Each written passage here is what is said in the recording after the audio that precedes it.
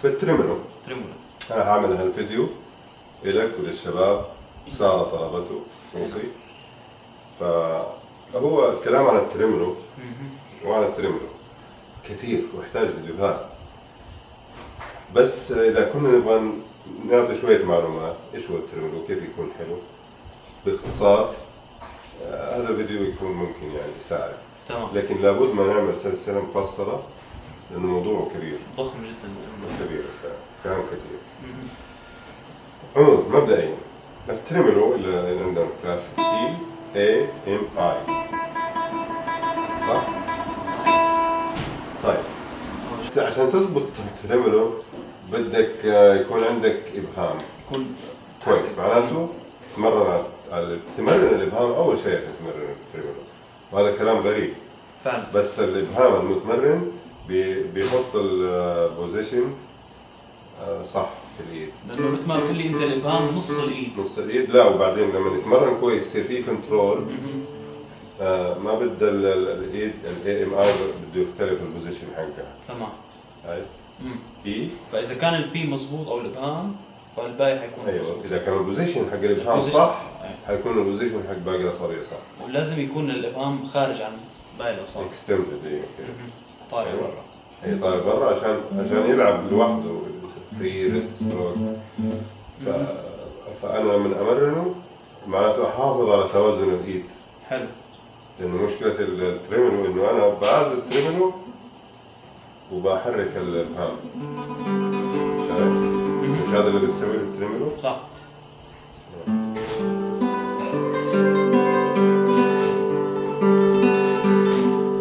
الإبهام بيطلع وينزل على صحيح. اللي مو متمرن بيضيع فيه لازم. لا، اللي مو متمرن حيسحب الايد معها يمين شمال. بنسجل اللي مو متمرن حيسحب الايد معها يمين شمال. تمام. لكن الابهام اللي فيه كنترول هيلعب والتريمولو شغال ما عنده اي مشكله يعني. تمام واضح. طيب تمارين الابهام عادي بيسك يعني زي اللي بنعمله بالعين. هي تحضير واضح. اهم شيء يكون البوزيشن صح ويدي ما فيها تصل ما فيها كعبه. تمام. تكون مرتاحه وريلاكس. مرتفعه هيك. بص انا بمرن دحين فري ستروك. فري. هذا فري. ايه. والريست كيف يكون؟ ما ابغى امرن لسه. خلي طيب فتعمل التمارين اللي بدك، الكومبينيشن اللي بدك يعني. طالع ضروري. ممكن نمرن الاوتار مثل الصوره كلها على كل الاوتار. يعني افضل تمرين انك تبدا على واحد مثلا. بعدين وترين. حلو. بعدين على كل وتر نقطتين. تربلت.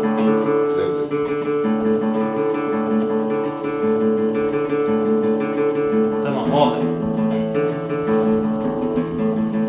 غنية جميلة. هي معزومتي الجديدة. شايف؟ هذا الإبهام نمرنه أول شيء لين يسخن ونحس إنه تمرن وبالبوزيشن الصح وكل الكلام ده. وريلاكس وكل شيء. نيجي للAMI. AMI لازم يكونوا أحرار برضه. تمام. يعني مرتخين كل أسبوع لوحده. الملاحظة اللي بدي أقول لك إياها إنه إنك تعزف الA في البداية دائما في التمارين اللي دحين نقولها يعني. لأني بدي أركز عليه لأنه هو الضعيف. قلت لها إنه راح نبدأ بالA لأنه هو الضعيف. وبدي أفوكس عليه لأنه هو دائما الميلودي في التريمولو في القطاع هو أساس الميلودي. يبدأ فيه. إيه لأني بلعب الدي أربيجيو. لأني نلعب هو هون الهام. لكن اللحن أسفل. اللحن الرئيسي. حلو. معناتها التمرين الهارموني حيبدأ بالA M I B. طيب على واحد وتر. على الوتر الأول المي. إيه مثلا. شايف في بلانتينج. التحضير هذا حلو. مهم إننا نحضر التمرين. بس المهم اللي أهم من التحضير إنك ما تسوي أوفر. يعني التحضير مش معناته اني امسك الوتر، لا، هو التحضير انه يجي الاصبع قبلها بدري، انه يكون حاضر يعني. حاضر بدري يعني. ايوه، اول واحد جاي بسيط. شطور شاطر. اوكي. هو جاي بدري حلو. بس ما اتصنع، ما يحتاج بتطلع على اصوات الحقيره ما معنا. يحتاج يكمش يعني. لا، اكون مرتخي وهو جاي بدري. بي حضرت الاي، حذفت الاي حضرت الام، حذفت الام حضرت الاي، حذفت الاي حضرت البي بطبيعتي، وانا مرتخي ولا اتعمد التحضير. حلو. طبعا التمرين التحضير المعروف اللي هو انك تلعب سرعه وتدبلها. كنا ندبل ايه؟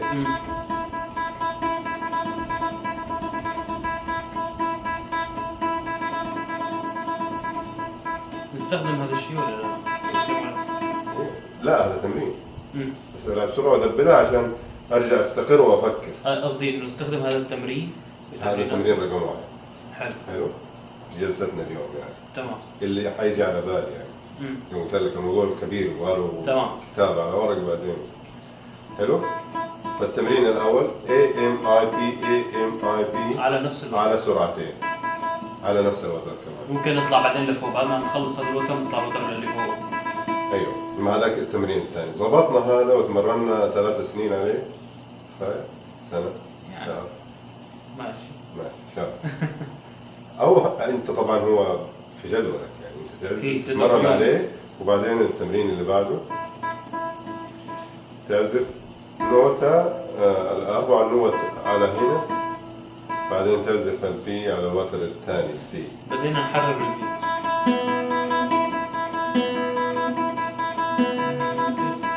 لازم تبدأ بالاي عشان كده صوته مقلوب عندك. يعني مش كده بادئ بالبي لكن انا بادئ بالاي قاصر. هذا حيفيدك كثير صدقني. قلت لي لانه تبدأ بالاي. نبدا بالاي. بدأت بالوتر الأولاني وعملت هيك نوتة في السي بالنسبة للرام، نوتة في السي ونوتة في الإي. في الإي نفسه. تمام. بعدين الجي أو الصوت وأقعد أعزف عليه إلى ما شاء الله حتى أتقنه مظبوط. إيه طبعا أنت مو بالضرورة تلعب بسرعة، المهم إنك تلعب بإتقان. لازم نستخدم المترونوم كمان. والمترونوم حتى نضبط الإيقاع. تضبط التمرين بعد كم يوم شغل المترونوم عشان تعرف سرعتك كمان. وهكذا نطلع بالاوتار واحد واحد الين يصير التمرين نوتة في الوتر البيس ونوتة في الاي. هيك للبيس. صير صول ري لا مي، بعدين نرجع تحت.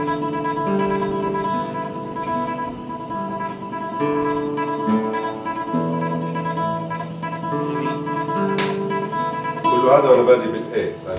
ايه واضح. هو صعب تمام بس مع التمرين بده يدوزن لك يدك. تمام. حلو. هذا التمرين الثاني. التمرين الأخير لليوم إني أعزف بي وإصبعين من دول مش ثلاثة. إصبعين يعني بس. بي اي ام اي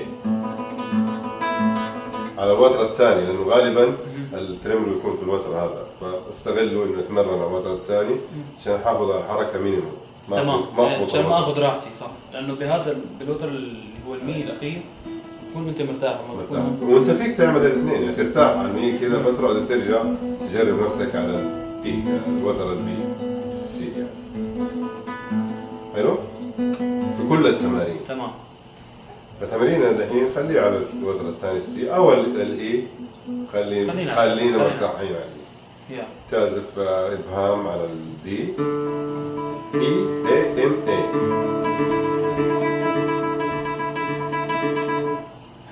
حلو؟ بعمل تربلتين اي ام اي. واضح. هذا اهم تمرين للتربل. هذا اهم شيء. مهم جدا التمرين ده، لانه هي المشكله في الاصبعين. هذا حلو مفصول لوحده يشتغل يعني. صحيح. هذول الاثنين معشقين الاعصاب مع بعض. فبدي ايش؟ اشتغل عليهم واقول لك ليش بعد شوي.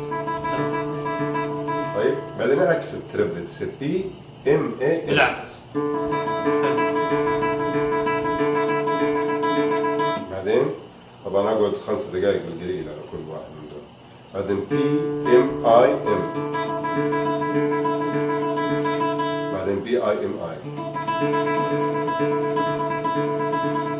هذا يفيدك شغلات كثير.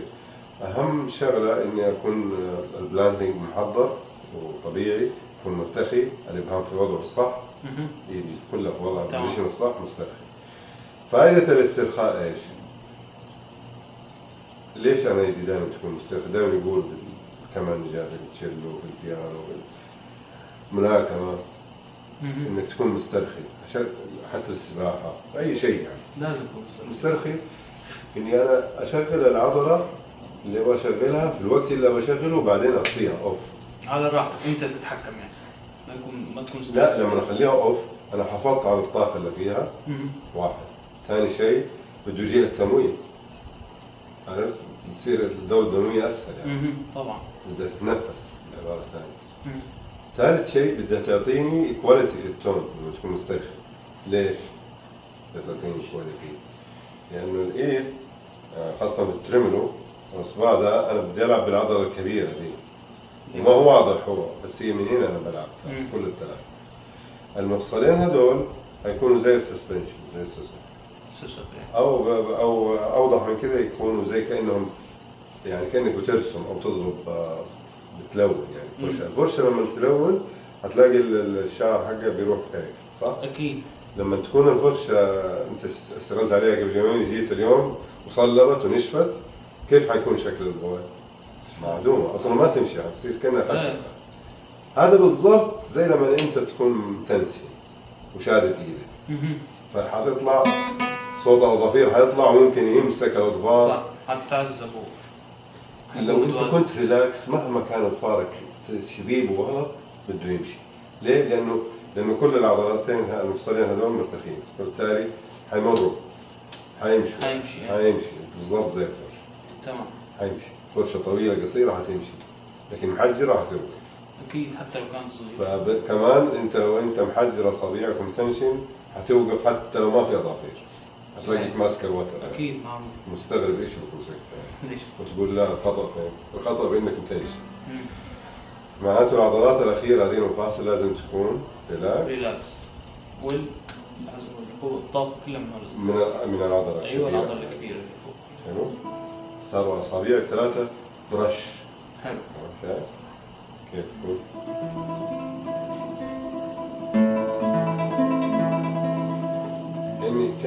كأني برسم. واضح. حلو. وتتوازن الأصوات حق الثلاثة حتتداخل مع بعض بطريقة انسيابية جميلة يعني. هنا الفرق. حلو. حلو. ما حدا يوصل للماكسيمم ريلاكسيشن، ما فيش لأنه طالما استخدمت العضلة معناته في صار في توتر صار. بس إني أنا مخليه مينيمم لوقت الستروك بس، بعدين أوف، يعني أعزف الإيه أوف، بعدين إم أوف، آي أوف، من لما عزفته خلاص فصلته. إي أوف. فهمت. هذا اللي أنت تسويه وأنت تتمرن. وأنت تتمرن تفكر في الشغلات كلها، في البلاننج، في التحضير، في الريلاكسيشن، في إنه أصابعك هذه مزيتة، يعني هنا المفاصل تتحرك، ما في العضلة هذه اللي تشغل، وهذول بيعملوا زي بس طبعا انت مو برش معناته انا ايدي حتكون هيك، هاي ترمله هذا. لازم الايد تكون بتعمل الحركة الجريب هذه، شايف؟ هي شوف. وبنفس الوقت هي ريلاكس، وهنا المعادلة الصعبة. بس هي بتزبط مع التمرين يعني. مع طول التمرين والتركيز، التمرين اللي تفكر فيه. ايوه. لابد ما تفكر، ما يصير انت تتمرن وما تفكر. طبعا. يعني لقطت تمرين مني لازم تثبت تروح تقول هو ليش قال كذا؟ هي الزاوية صح، هي صح، المفصل هذا الحين حاس فيه، حاس اني بديت ارخيه، ما حيجي بسرعة اي شيء. اكيد. بتاخذ شهور. اكيد.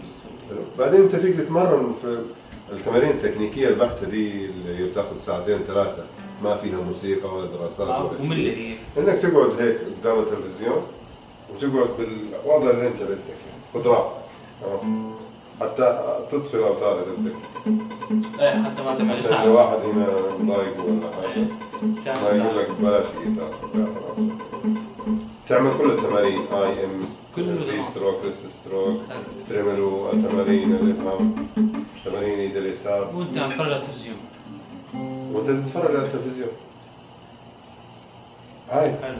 انت بس انك ما تروح تسرح مع التلفزيون، لا انت حاطه بس كانك يعني وقت التركيز تقدر تفصل، انك انا أكيد. مركز حتى لو حوالي تلفزيونات. وبعدين في نفس الوقت انا باخذ بريكات، اقعد اخذ شويه اتكلم ارجع ثاني، الجيتار موجود عندي انا هيك. هذا محل اتمرن فيه تكنيك انا تمام. كل يوم. حلو. بعدين الدراسات والمعزوفات فوكسها في المكتب. تمام. هذا باختصار الكلام عن التريمولو. نعم. طبعا زي ما قلت لك يا استاذ نسي اسمه. مصطفى، حبيبي. انه بدها فيديوهات وبدها كلام لكم. تمارين كثير، بس انا شايف انه الفيديو ان شاء الله كافي. هذا بده يفيدك كثير ايه. ان شاء الله. خلينا. الله يوفقك. الله يسلمك.